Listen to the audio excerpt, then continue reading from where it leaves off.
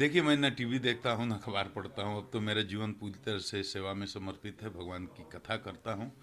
लेकिन चूंकि इस केस से मैं जुड़ा रहा हूँ, इस केस के मामले को पूरी तरह से जानता हूँ और हमको जो सूचनाएं अभी मिली हैं कि सरकार ने, महाराष्ट्र सरकार ने एक एसआईटी का गठन किया है और एसआईटी के सामने कुछ नए साक्ष्य आए हैं जिसके आधार पर लोग कह रहे हैं कि ये हत्या का मामला है। मैं इतना ही कहना चाहूँगा कि जब मैं डीजी सुशांत सिंह का केस का मामला तो पूरी तरह से खत्म हो चुका था।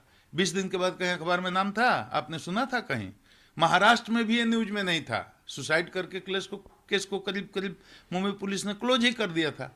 मामला तो देश भर में सुर्खियों में तब आया जब मैंने यहाँ मुकदमा दर्ज कराया। उसके बाद मैंने यहाँ से टीम भेजी। टीम के साथ क्या हुआ ये दोहराने की जरूरत नहीं है, पूरा देश जानता है। 4 अधिकारियों की टीम हमने भेजी।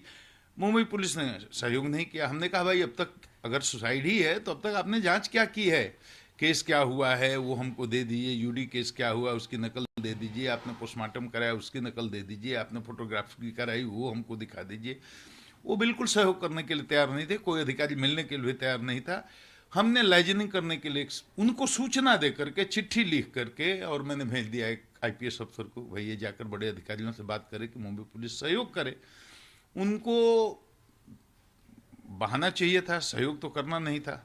तो हाउस अरेस्ट कर लिया हमारे एक एसपी रैंक के आईपीएस अधिकारी को और यह कहकर क्वारंटीन कर लिया। 4 जो पहले गए थे वो जो बेचारे छुप गए। तो ऐसी स्थिति में माननीय सर्वोच्च न्यायालय के हस्तक्षेप से मेरे आईपीएस अफसर को छोड़ा गया और यहाँ आया। तो शुरू से ही मुंबई, उसके बाद मैंने मुंबई पुलिस के खिलाफ बोलना शुरू किया, उसके पहले मैं कभी नहीं बोलता था। तो मैंने कहा भाई जिस तरह से मुंबई पुलिस बिहेव कर रही है, व्यवहार कर रही है, ये प्रोफेशनल नहीं है, ये अनइथिकल है और इसमें हमको लगता है दाल में कुछ काला है, कोई जरूर छुपाने की कोशिश कर रही है। उसके बाद मैंने शोर मचाना शुरू किया, हंगामा करना शुरू किया। माननीय सर्वोच्च न्यायालय ने संज्ञान में लेकर के उस अधिकारी को तुरंत छोड़ने का ऑब्जर्वेशन दिया, तब उसको छोड़ा गया। उसके बाद में मैंने अपने माननीय मुख्यमंत्री से आग्रह करा के केस को सीबीआई को दे दिया। सीबीआई अभी इन्वेस्टिगेशन कर रही है, एसआईटी का गठन हुआ है, नए नए तथ्य आ रहे हैं, निश्चित रूप से सीबीआई भी इसको संज्ञान में लेगी। और मैं भी यही चाहता हूं कि सुशांत के मामले को जिसको हमने उठाया था उसमें बिहार सरकार ने, यहाँ के मुख्यमंत्री ने बहुत सहयोग भी किया था और उन्हीं के सहयोग से ये मामला इतना हाईलाइटेड भी हुआ। तो मैं चाहता हूं कि सत्य सामने आए। पूरा देश आज भी जानना चाहता है कि सुशांत के साथ असली में क्या हुआ था। और जो बयान अभी हाल में आया है वो तो चौंकाने वाला है, रोंगटे खड़े करने वाला है। देश में फिर एक बार सुशांत सुर्खियों में आ गए हैं। वो कहता है कि उनकी हत्या हुई थी और ये आत्महत्या के कोई लक्षण नहीं थे। तो सीबीआई को इसको संज्ञान में लेना चाहिए क्योंकि इन्वेस्टिगेशन तो सीबीआई कर रही है। एसआईटी को जितनी भी सूचनाएं और जितने भी साक्ष्य आते हैं वो शेयर करना चाहिए सीबीआई के साथ। क्यों इस केस को दिशाहीन बनाने की कोशिश की गई? यही बात तो मैं पूछ रहा हूं, तब से पूछ रहा हूं। पूरे देश के सामने मैंने चिल्ला चिल्ला करके मीडिया से कहा है कि भाई अगर सब कुछ फेयर ही था और उनका इरादा भी कुछ गलत नहीं था तो हमारी टीम गई थी उनके साथ, सहयोग करते, बोल देते कि भाई आपको अधिकार नहीं है यहाँ इन्वेस्टिगेशन करने का, हम वापस आ जाते, हम कोर्ट के थ्रू फिर आदेश लेकर के जाते। लेकिन जिस तरह से उन्होंने पूरे मामले में आचरण किया, व्यवहार किया, वो प्रोफेशनल नहीं था। आईपीएस अफसर को हाउस अरेस्ट कर लीजिएगा, वो गया है आपसे कोऑर्डिनेशन करने के लिए, आपके यहाँ कोई टेररिस्ट है, लेकिन उसको घर में बंद करके रख लिया। तो मैं तो चिल्ला चिल्ला कर पूरे देश को बताता रहा और माननीय सुप्रीम कोर्ट ने जो इस पर मुहर भी लगाई, आप जानते ही हैं। सीबीआई को केस दे दिया, जो यहाँ से सरकार ने रिकमेंड किया था, सीबीआई को केस चला गया। तो अब नई सरकार ने वहाँ पर अगर एसआईटी का गठन किया है तो जितने साक्ष्य सबूत आते हैं सब सीबीआई के साथ शेयर करे, सच्च प्रकाशित हो और सुशांत को न्याय मिले। हम तो यही चाहेंगे। क्या आपको पहले भी कभी लगा कि ये हत्या है? देखिए, हमको इन्वेस्टिगेशन करने ही नहीं दिया गया। मैं शुरू से ये बात कह रहा हूँ और मैं एक पुलिस अधिकारी रहा हूँ, तो अंतिम निष्कर्ष मैं नहीं बोल सकता क्योंकि हम लोग बहुत ओपन माइंड के होते हैं।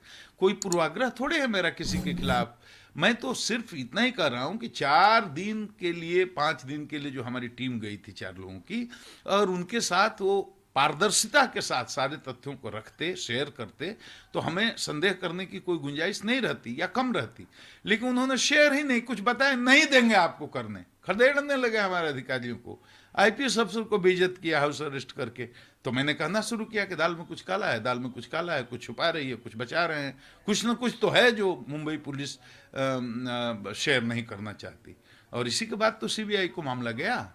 तो अब तो सरकार वहां अनुकूल है, छुपाना नहीं चाहती है, तो सरकार को चाहिए कि एसआईटी निष्पक्षता से काम करे और गहराई से काम करे और सीबीआई के साथ कोऑर्डिनेट करे और सुशांत को न्याय मिले। आपने बहुत सा केस देखे होंगे, क्या ऐसा कॉम्प्लिकेटेड केस बहुत कॉम्प्लिकेटेड, बहुत नहीं बहुत कॉम्प्लिकेटेड केसेज आए हैं, लेकिन केस का इतना जो बैड हैंडलिंग हुआ, मुंबई पुलिस को कहते हैं कि देश की सबसे अच्छी पुलिस है, लेकिन इस केस में जितना बुरे तरह से उन्होंने इन्वेस्टिगेशन किया, अनइथिकल बिहेवियर किया, वो बहुत दुखद है, वो बहुत दुखद है, उसका मुझे बहुत दुख है। आपको लगता है सच अब सामने आ जाएगा?